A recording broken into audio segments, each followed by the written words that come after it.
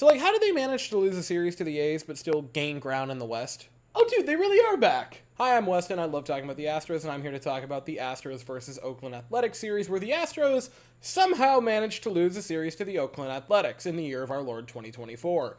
I am also surprised by that fact, but it sure did happen. Not just lose the series, but kind of get run off the field in the first two games.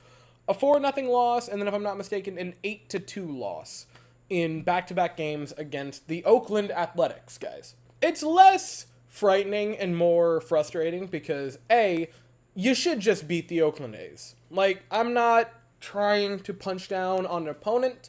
I understand their fan base has it really rough. And my heart goes out to you. Dude, it is the Oakland Athletics. You've got to win that series. It's really disappointing that they didn't manage to win it. It's a positive that because the Mariners decided to go out and suck for the past couple of games, you somehow managed to still pick up a game on them and gain ground in the West, which is crazy, by the way. But I digress. This was an opportunity to pick up a lot more ground, and they let it slip away, which is frustrating. However, because there is just so not much to talk about, aside from the fact that Chaz had a legacy game today, cool beans out of that. Aside from the fact that the series is such a nothing burger because they lost it, it is a reaffirmation of things that we knew kind of coming into it. What happened? Your pitchers go out, you have Arrighetti and cannot think of it, Jake Bloss going in this series to start the first two games. And I've said it a lot of times. They did their very little best, and I commend them for doing that. I'm never going to fully beat down on any pitcher that should not be here right now because, oh, they're not a good pitcher. They're not a good pitcher when compared to the top point half of a percentage point. They're there for a reason. They should not be being asked to come in and consistently start games like this. And the game today, where you get a good pitcher in, a guy that you knew was going to be on your roster coming in, Hunter Brown, he goes out there and he looks fantastic. Like a really, really solid game out of Hunter Brown. And it's a matter of it's the affirmation that I said at the All-Star break.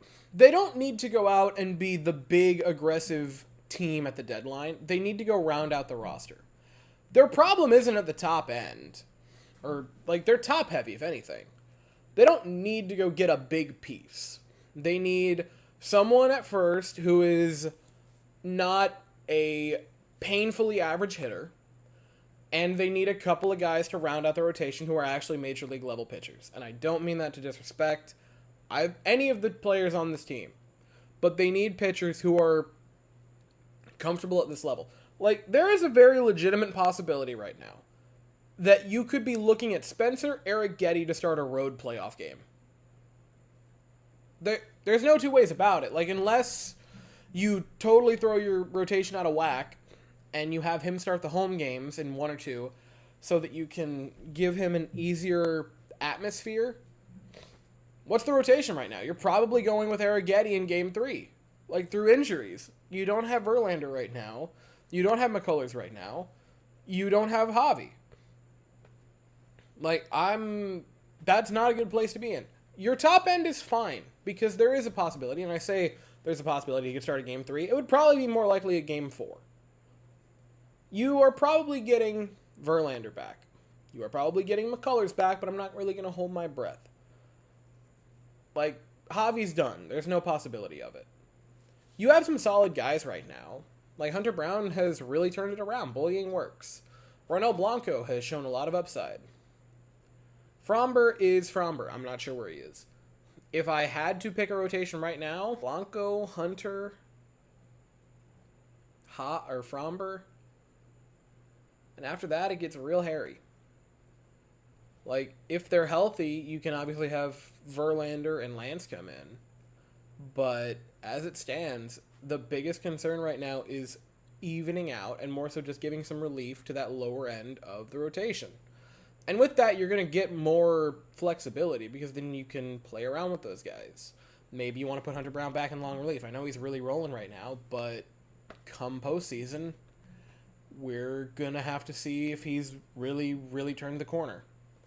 And obviously, I'm not going to say this is an all or nothing year because it can't be for this team. They have to be thinking about the future. But a lot of the core players aren't getting younger. Tucker is approaching free agency closer and closer. I know everything considered right now, You've got to be considering, because Bregman, same story, Fromber, same story. You got to be thinking about every single year as it is a year that you can compete. And not just stand there kind of steadfast and see what happens around you. I think the moves are clear, and luckily they're not particularly expensive. It's fill out the bottom of the rotation, and it's fill out the bottom of the lineup. Because as it stands right now, yes, your talent can carry you to some wins, but they also, at the top end, and due to how the pitching staff shakes out, can lose you a series against the 2024 Oakland Athletics.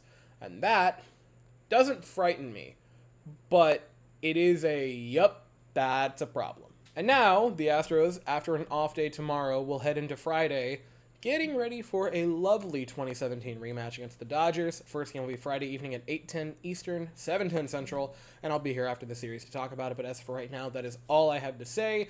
So if you enjoy the video, please consider to like and subscribe. Thank you all so very much for watching. I hope you all have an absolutely fantastic day, and as always, go Astros.